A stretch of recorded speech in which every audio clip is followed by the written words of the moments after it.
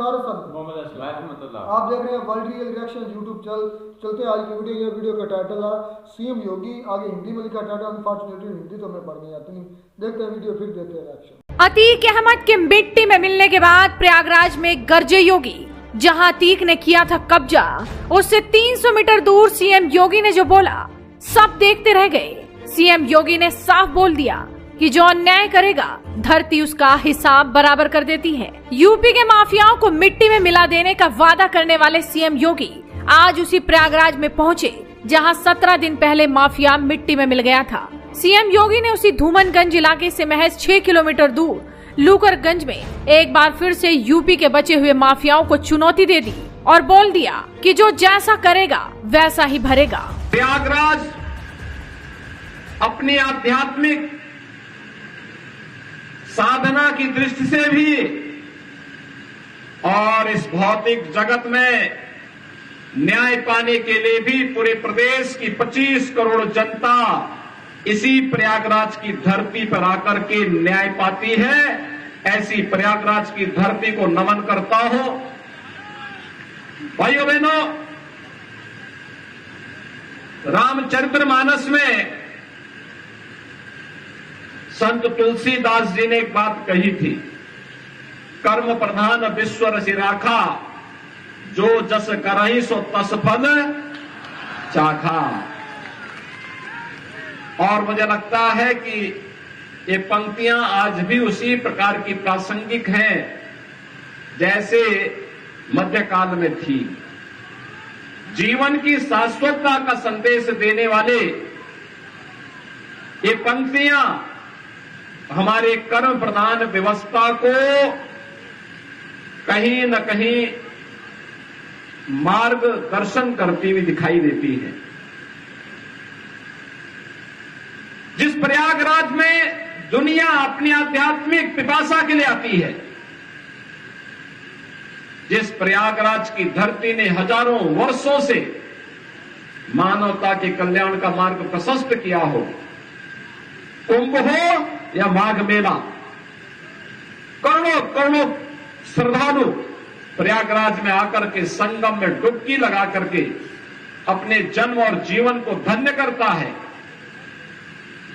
जहां पर अन्याय अत्याचार से पीड़ित मानवता आकर के न्यायालय की शरण में आकर के न्याय प्राप्त करने के विलासा से आता है, कुछ लोगों ने उस प्रयागराज की धरती को अन्याय और अत्याचार का शिकार बना दिया था, पापाचार का शिकार बना दिया था। लेकिन ये प्रकृति न किसी पर अत्याचार करती है और न किसी के अत्याचार को स्वीकार ही करती है। सबका हिसाब बराबर करके रख देती है। हमने तो सबका साथ और सबके विकास के भाव के साथ काम किया। हमने कब जाति के नाम पर किसी को, मत और मजहब के आधार पर किसी के साथ भेदभाव किया? लेकिन हमने तो तुष्टीकरण को कभी प्रोत्साहित नहीं किया। जो तुष्टीकरण को प्रोत्साहित करते थे वही भेदभाव भी करते थे, वही बंटवारा भी करते थे, वही विभाजन भी करते थे। हमने तुष्टीकरण नहीं सशक्तिकरण पर ध्यान दिया है। सशक्तिकरण, हर व्यक्ति का सशक्तिकरण, हर नागरिक का सशक्तिकरण, सबका सम्मान और सबका साथ, सबके विकास के भाव के साथ इस कार्यक्रम को आगे बढ़ाने का कार्य किया। आज उत्तर प्रदेश ये परिवारवादी और जातिवादी मानसिकता के दोनों से उभर करके एक राष्ट्रवाद की सोच के साथ आगे बढ़ करके आज प्रधानमंत्री मोदी जी के मार्गदर्शन में विकास की नित नई ऊंचाइयों को प्राप्त करता हुआ दिखाई दे रहा है। प्रयागराज कुंभ उसका एक उदाहरण था। और भाइयों बहनों, आज मैं आप सबसे यही कहने के लिए आया हूं, आप सबसे ये अपील करने के लिए भी आया हूं। आपने 2017 के पहले के उत्तर प्रदेश को भी देखा है। ये वही उत्तर प्रदेश था जिस उत्तर प्रदेश में पर्व और त्योहार, भय और आतंक के साए में व्यक्ति कांपता था। पर्व और त्योहार आते थे, लोगों को लगता था पता नहीं अब क्या हो जाएगा, लेकिन आज आप देख रहे होंगे पर्व और त्योहार आते हैं, लोगों के घरों में खुशहाली आती है। पर्व और त्योहार के सही मायने आज पता लगते हैं। आज प्रदेश में कर्फ्यू नहीं, दंगा नहीं, आज तो उत्तर प्रदेश में सब और चंगा ही चंगा है। और भाइयों बहनों, इसलिए है क्योंकि सरकार की कार्रवाई जीरो टॉलरेंस की है।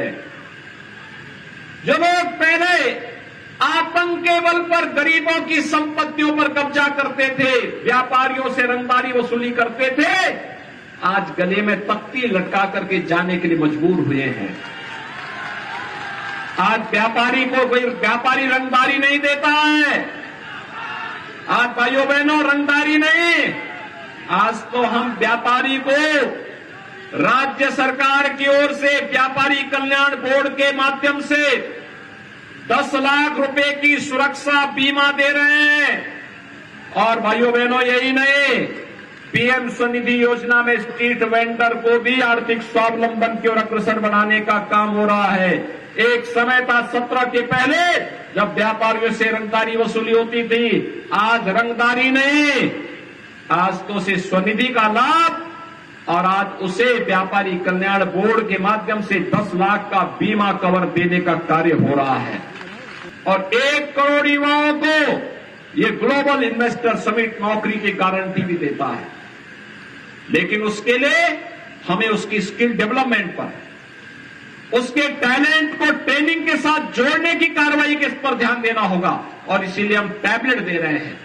जो तमंचा पकड़वाते थे उनकी दुर्गति हर व्यक्ति देख रहा है, और इसीलिए अब तमंचा नहीं, उत्तर प्रदेश की पहचान आईटी स्किल के लिए जानी जाएगी। और इसलिए हमारे युवाओं के हाथों में टैबलेट रहेगा। वीडियो ही खत्म। वीडियो तो कमाल योगी साहब ने जो किए हैं यूपी में, हमारे कुछ लोग इनके खिलाफ हैं, स्पेशली हमारे मुसलमान, वो ये एतराज उठाते हैं कि जो अतीक अहमद था वो एक मुसलमान गैंगस्टर था या जो भी था, वो मुसलमानों पर, ये हमारे नहीं है, उधर के भी कुछ है जुलूस वगैरह मतलब वैसी जैसे वैसी नहीं, आम मुसलमानों की आम जनता भी वहाँ पे ना, उन्होंने अच्छा जो जुलूस निकालते हैं या ये एतराज उठाते हैं कि भाई योगी साहब उसे मुसलमानों पर, मुसलमान गैंगस्टर्स को ही निशाना बना रहे हैं, तो उनके लिए एक वीडियो अगर देखना चाहते हैं सर्च कर लें, गूगल कर लें, यूट्यूब पर देख लें। विकास दुबे की उनका पूरा गैंग, ये नहीं कि एक विकास दुबे का इनकाउंटर हुआ था, उनके पूरे गैंग को ख़त्म किया गया था। और उन्होंने अलग ऐलान कहा था योगी साहब ने, पहले उनको मारा, इनकाउंटर किया गया था जो हिंदू थे, और अलग ऐलान कहा था कि जो होते हैं ना मतलब माफिया, उनका ताल्लुक किसी मजहब, किसी जात, किसी कौम, किसी मुल्क के साथ नहीं होता। वो मुल्क जिस मुल्क में होते हैं उस मुल्क के लिए कलंक होते हैं, और वो मैं कलंक मिटा करूँगा, वो मिटा भी रहे हैं। अभी थोड़ा दिन ही हुए हैं अतीक अहमद का वो जो मर्डर हुआ इंडिया पुलिस कस्टडी में, तो उसके कुछ दिन बाद योगी साहब ने ऐलान कर दिया फिर, तो जो माफिया होगा वो कान खोल कर सुन ले कि मैं उसका कभी भी जो अंत है, जो एंड है, जो आखिर हम कहते हैं, वो सही नहीं होगी। वो जिस तरह का बोएंगे वैसा ही काटेंगे। ये कि उन्होंने ये वार्न किया है कि जो भी इस वक्त गैंगस्टर बचा है वो या तो सरेंडर कर दे, तो उसका अगर सरेंडर कर देगा तो बच जाएगा, नहीं तो वो उसके पतलूने गिली हो गई है भाई। हाँ, वो वीडियो में बता भी रहे हैं कि पहले जो थे ना इन्वेस्टर्स, उनसे बत्थाखोरी करते थे। हाँ जी। और बत्थाखोरी हम जगह टैक्स लेते थे। लेकिन जब से अतीक का मर्डर हुआ है ना, तो वो कहते हैं कि अब सारे शांत है। गले में वो कहते हैं कि उन्होंने तख्ती लटका कर, मैंने खुद देखी वीडियो, मैंने खुद देखी अपनी आंखों से। उन पर हमने रिएक्शन भी किया था कि एक बड़ा बदमाश, उसका मुझे नाम नहीं भूल गया, काफ़ी पुरानी थोड़ी सी वीडियो, 2 साल हो गया थी, तो वो गले में तख्ती लटका कर आया था थाने में, आकर उसने खुद सरेंडर किया कि खुदारा मुझे मत मारिए, मैं अपने गुनाहों से माफ़ी मांगता हूँ और मैं आज से सरेंडर करता हूँ। ये तो बात है ना कि भाई स्टेट से कोई चीज बाला तर, कानून से कोई बाला तर, स्टेट हो गया ना कानून, वही तो कोई चीज बाला तर नहीं होती मैं भाई को बात कंप्लीट कर लें। जी जी करें। इंडिया में अगर मोदी के बाद कोई है तो वो है योगी आदित्यनाथ। ये भाई मैं अक्सर हमने इंटरव्यूज वीडियोस देखी हैं इनकी, पब्लिक की, जो इंडियन पब्लिक है वो कहते हैं कि अगर मोदी के बाद को हमारा सीएम होगा पीएम होगा तो वो है हमारा योगी। तो क्योंकि इनकी भी बात भी बड़ी पायदार होती है, ये बहुत अच्छी बात करते हैं और किसी भी खास तौर पर किसी मजहब को ये हिट नहीं करते, किसी मजहब के लोगों को ये हिट नहीं करते। मैं तारीफ की उनकी बात नहीं, क्योंकि वो तारीफ के काबिल हैं भाई। मुसलमानों को वो अपने जो है ना सूबे में बहुत ज़्यादा तहफ़्फ़ुज़ फराहम करते हैं। वो मुसलमानों का ख्याल रखते हैं कि उन्होंने एक मिसाल है कि एक लड़की की शादी थी तो उन्होंने इनवाइट किया था इनको, तो इन्होंने आने के साथ वो जो सड़क थी ना तकरीबन 900 मीटर थी मेरे ख्याल से, उस सड़क को भी तमीर करवा दिया ताकि जो बारात आनी है ना उसको कोई मुश्किल ना हो। तो जो ये काम कर रहे हैं मैं तो इस पर इनको अप्रिशिएट करता हूँ, क्योंकि अपने जो माशरे से ये गंद को खत्म कर रहे हैं। इससे आम जो लोग हैं वो बहुत ज्यादा तंग होते थे, तो ये अच्छा कर रहे हैं, चाहे वो मुसलमान है चाहे वो हिंदू है। जिस तरह भी कत्ल हो रहा है, इनकाउंटर हो रहा है, खत्म करना मकसद तो खत्म है ना उनको करना, तो ये सही कर रहे हैं। अक्सर लोग ये आवाज उठाते हैं कि जो अतीक अहमद का जो मारा गया ना, इसको अच्छे तरीके से मतलब के ना कानूनी तरीके से इसको नहीं मारा गया, इसका इनकाउंटर नहीं किया गया, इसको पुलिस का स्टडी में दूसरे लोग थे, पुलिस के नहीं थे, उन्होंने इनको मारा है। तो भाई मकसद तो था इनको खत्म करना, तो वो बात ये इतनी सी है कि अगर जो बुरा करता है उसको बुरा ही मिलता है, उसको कभी भी अच्छा नहीं मिलता। तो अगर वो बुरे थे, अगर उन्होंने गुनाह किए थे, अगर उन्होंने घर उजाड़े थे बिला वजह, सिर्फ अपनी दुनिया बनाने के लिए, सिर्फ अपनी ज़िंदगी को आसान करने के लिए भत्ते लिए, गरीब लोगों का खून पसीने की कमाई लूटी, तो उनका अंजाम भी यही होना चाहिए था जो हो गया। और जो उनको डिफेंड करते हैं जाहिर बात है वो लोग होंगे जो भत्ता खोरी में खुद भी मुलव्वस होंगे या फिर सियासत को चमकाते होंगे, जो जिस तरह हमारे अक्सर पाकिस्तान इंडिया होते रहते हैं। मैंने नोट किया ना, इसकी एक बात मुझे बहुत अच्छी लगी है कि ये जो भी बात करते हैं ना वो पक्की बात करते हैं और उस पर अमल पैरा भी होते हैं, खड़े उतरते हैं। हाँ, जो बात करते हैं उस पे खड़े रहते हैं। और हमारे जो है ना, हमारे तो इधर इसके अपोजिट है, जो बात करते हैं वो सिर्फ ऐसे कह लें कि टाइम पास के लिए करते हैं और बाद में कोई अमल वगैरह नहीं होता। इसकी एक बात ये है कि जो बात करते हैं उस पर डट जाते हैं और वो काम करते हैं। भाई हमें भी अगर अपने मुल्क से करप्शन खत्म करनी है तो हमारे लिए भी इस तरह कोई ना कोई एक CM PM आना चाहिए। जिस तरह हमारी एक मशहूर मिसाल दी जाती है अक्सर मुस्तफ़ा खर की, वो पंजाब के CM रहे थे, तो उस वक्त पंजाब में बड़ा अमन अमान था। आज भी दुनिया में कौन करेगा इधर आके? इधर तो जो टोटल पॉलिटिशियंस हैं वो टोटली खुद गैंगस्टर हैं, वो इसको क्या खत्म करेंगे?